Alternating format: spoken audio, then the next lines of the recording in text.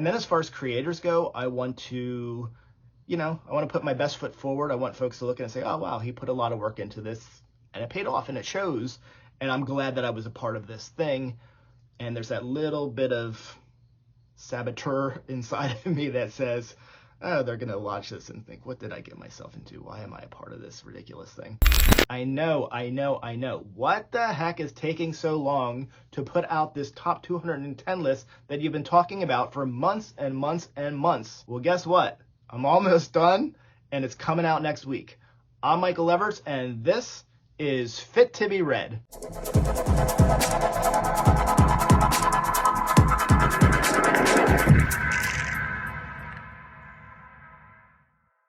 This is the final preview video talking about the top 210 list that I've been talking about for months and months and months. And I'm sure some people are thinking, those who actually care and are thinking about it, what in the world is taking so long? Well, I'll tell you. Let's get into it. I'm in a really good mood tonight because I just finished editing the rest of my top 210 science fiction books list. I've been working on this project for almost 8 months. That's why the title of this thumbnail is What Took So Long, or What the Hell Took So Long. I don't know what I'm going to call it, but something along those lines. And I'm really happy because I just reshot the number 1 book. I shot all that before, so the editing's not going to take too long on that because everything else has been edited the first time. I'm just going to take a few minutes and tell you where we are on it right now. My expectation is to have that episode up next week, the top 210. It is a nearly 4-hour long episode. Unless I do some more tightening up, maybe I can get it down to 3.5. I put a lot of time and effort into this project, and part of that is just because that's, sometimes I work on things and I just go a little bit overboard with them, but I hope the finished product shows well. I couldn't have done it without all of the great people, the creators, the authors who responded to me when I reached out and asked them, hey, could you do this thing for me? And there's got to be at least 40 creators that are going to be on this doing cameos, some really great people. I hope I put fun enough things in the video to make you want to stay for 3.5 hours. It's going to be a countdown of 210 books. Some things to look forward to is that there will be a lot of creators and authors presenting some of the books. So you'll hear me talking about a few books, and then somebody else will show up and they'll talk about a book. Then I'll come back, somebody else will show up, maybe 3 or 4 people in a row. Maybe you'll see an author that you really like or somebody who you were thinking about reading their work, and now you've heard this review and you're going to pick up the book and give it a shot. I threw some fun little surprises in there too. There's some music, there's a little bit of art, there's some cartooning in there. I think you're going to find it sort of interesting, or you're going to find it extremely corny and ridiculous. And that's okay too, because while this is really for you, it's kind of for me too. And some of these things were a lot of fun, and I am really grateful to the creators and authors that had helped me out. So I wanted to put some fun things in for them. So there are a couple things that might feel a little bit inside jokey, or not so much inside joke, but just things that you might not pick up completely if you don't follow a certain YouTuber, but just enjoy the ride. For those who are interested in sort of the process of this, it started with an idea. Last year I did a top 150 list, and that took me a while to put together and edit, and I had just sort of started YouTube, so I didn't know what I was doing with the editing, and I was using sort of the free iMovie software that came on my iMac, and I wasn't really much of a Mac user either, and I certainly am not much of a computer guy, but we put that together and it was pretty fun. I put it together. And this year, now I've got a year under my belt, and I reached out to a bunch of people, like I said, and I didn't have to do it by myself this time. So I thought, oh, this is going to be a lot easier because, 50 of these spots on this list are going to be taken up by authors and creators. But now it's a top 210 list because somebody else had to go and do a top 209 list, and I had to maybe one up that, right? Once I realized I was going to do a new list, a new video, and that it was going to be 210, I had to go back to the drawing board. I didn't want to just use the same 150 books and then add 60 more. So what I did was I thought about all the books that were previously on that video with the 150. How much do I want to keep some of these on there? Is there anything that's going to fall off of the list? To go from 150 all the way off the 210 list, that didn't seem like that was going to happen, but it did. There was a few things that did come off of the list. I took Siberia off the list, and that's mostly not because I didn't enjoy it. That would be really high on the list. I love that book, but I wanted to be a little bit more strict about having this being like novels and novellas and even series are fine, but I didn't want to put on collections of short stories. I, Robot, Martian Chronicles, those are exceptions because they really did fix up well as a novel together. Siberia really does feel like a lot of short stories. I've talked about that before, so that's not going to be on the list. As I started compiling the list, I thought about what if I asked some other people to help me? And there's a few booktubers that I've really communicated with, developed friendships with, and I knew I wanted to reach out to them first, and those were Beautifully Bookish Bethany, Rachel from the Shades of Orange, Erica from The Broken Spine, and the BookTube Goddess. Also because I watch their channels and I know what they read and I know which books were going to be on the list, so it was really easy to know which books I could ask them to review and blurb for this video because I've heard them talk about them before. I wasn't even really expecting this to be a big collaboration, but when I saw what Bethany, Rachel, the BookTube Goddess, and Erica sent in, it was so good and it got me so excited about the project. I thought, let me ask some other people. And there are a lot of other channels that I watch. There's some that I'm not going to mention any of them because I want them to kind of be a surprise. But when you watch the 210 video, I'll have a, timestamps in that description area so you can pop around. There's still going to be a few people that I won't identify. I'll just say this is a special guest. And it's not that anybody's any more special than anybody else, but I think I had a little bit of fun with the introductions. And some of those I'll identify and some of them I'll just put as special guests because I really want you to be surprised by it. So you can look forward to that. So I got all these folks together. We have a big crew of creators. People send in their videos. Some people were, well, everybody was really good. And some people went a little bit more the extra mile with creativity. And I think you'll see that. And that makes the video really cool. Then I had to get to the list again. I had to make sure that I had all the numbers correct. Is this one number 80 or is it really number 120? I had some that were like number 5 and then the next week I put them at number 70. So when you look at this list, if something's at number 100, to me that's an excellent book. This is like among 500 books that I've read, so anything in the top 200 is going to be something I really liked. I think it's about 150 and down where it's like my 4-star books that I just really, really loved. And that's how it was when I did the other video. One thing I think I underestimated was how long it was going to take me to pull together all the collaborations and cameos. While people were really generous, you still have to ask people to do it. You need to give information. Here's how we want to do this. Here's the, kind of do your own thing here, but also can we also make this like, here's who I recommend this book to? Because I want this list to be more so than the last list, a real recommendations list. So the idea is this is my top 210 books that I've enjoyed based on my enjoyment, but also books, how likely I am to recommend them to you. One thing that happened that was really interesting was I was asking everybody to send in their videos, and one author said, let's hop on a video call and just tell me what you're looking for. And we ended up doing a really long interview. And I said, let me do some more of that. And if you've been watching the channel, you saw some really cool episodes where I asked these great authors, some legendary authors, why do you love science fiction? I asked them that, and I asked them a lot of other stuff too. Some of these authors, I told them it would take 10 minutes because we'd just be blurbing a book. And we ended up talking for an hour, and we really got into, what we love in science fiction, books we've read, and, you mentioned one book, and that makes you think of another book. And it's so much fun to go down that rabbit hole with somebody. And that was a really enjoyable time, but it took a lot of time. So it took time to reach out to people, took time to set that up and schedule it. And then, of course, once you get that in, then you have to edit it down and get the pieces that you need out of it. And when you have about 15 of those interviews and then you go to sit down, you think, oh, wait, what part of this interview was where we were talking about the book that's going to be in the top 210? And that took a little bit of time to search through and find all of that. So putting that together took time. Then, of course, I had to film this, 210 books. I thought, oh, this is going to be easier because I don't have to do as many books. But wait, I'm doing 210, and we've got about 50 or 60 people jumping in here. I'm still doing another 150 books again. And I think at the most, I could probably film about 30 books in an evening. I can only film one night a week. My household is not such that there's a lot of free time where the house is quiet. So, it's 1 o'clock in the morning, and that's usually when I can film on a Saturday night.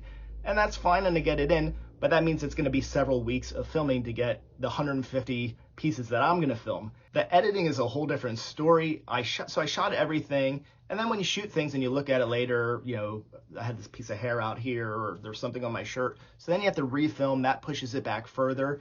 And then there's the editing, and that's a whole different animal. The editing was tough too because now the dynamic between some of it is shot by me and some of it's shot by others. I got to find where I have all this stuff. Luckily, I was organized enough with folders on my desktop, and I was able to pretty much keep things organized. And then you assemble it and you put the 210 clips together, and that took a lot of time. What also took a lot of time was putting imagery and stuff like that in. So I'm shooting on a green screen, which means I can put stuff behind me. So for each book that I did, I wanted to pick a background that either evoked imagery from the book, or there was some symbolism to it, or there's an inside joke to just myself that may not make any sense. Or I think starting from like 210 to 200, I wasn't thinking about doing that so much, and I just put sort of more generic science fiction-y backgrounds, which I think are fine too. Then I had to think about transition, so it wasn't just like me, somebody else, me, somebody, me, and have it be real plain. So in between each thing, I had to come up with a transition, and those transitions took a lot of time to put together. It's not anything like really that's going to blow your mind, but I wanted to have sort of a graphic, a smaller version of the person speaking on video before that blew up bigger. And then, maybe the ranking, the number, this is number 210, and then an image of the book. And that was sort of the transition screen, and then you go into it. And then when I talk, I didn't do that transition screen because it was just, I was going to be holding the book, and I can just put the book up there, and I'm going to say the number. The folks who helped me out, they didn't know what number their book was going to be, so they couldn't say, oh, number 91 is... Not everybody has the same size screen or shoots horizontal. Some people shoot vertical. So when you have that little extra on the screen, I got to think about what I'm going to do with that. Then also to introduce people, I had to come up with something clever. So some people you're going to see, they have a musical introduction. Some have a visual introduction. You'll just have to see what that means. But I couldn't do that for everybody. And I didn't really have a rhyme or reason about who was going to get a musical introduction. And I don't know if anybody's like really looking forward to that, but that was just really fun for me. And I think what I did was like certain people, when they told me they were going to do this, automatically, maybe I was listening to a song on the radio or something popped in my head and I thought, oh, that would be good for so-and-so. So that person got a song and I could do some parody music to introduce them. That's going to be a lot of fun. Here's an example of one that I didn't use. One less part, the blackest tar, and the forgetting moon. All books by Brian Lee Durfee. But that should give you an idea of sort of what I'm doing with those introductions. There's going to be some music, there'll be some parody music, but I try to keep everything like less than 10 seconds on the parody music stuff, because there's going to be people that don't like it, and that's okay. Skip over it. There's a lot of stuff in this video to get to. There's some real gems in here too. I really want people to watch the whole thing, and it's not a whole like, hey, I need you to watch my whole video, but I put this out because I think people are going to really enjoy it, and enough people are going to watch this that I'll be happy that a lot of people watched it. But by all means, skip around, look at the parts you want to see. But there's some really phenomenal things, and I'll try to point those out in the descriptions too. There's some really cool moments where we've got Greg Bear doing a Isaac Asimov imitation of sorts and talking about Harlan Ellison.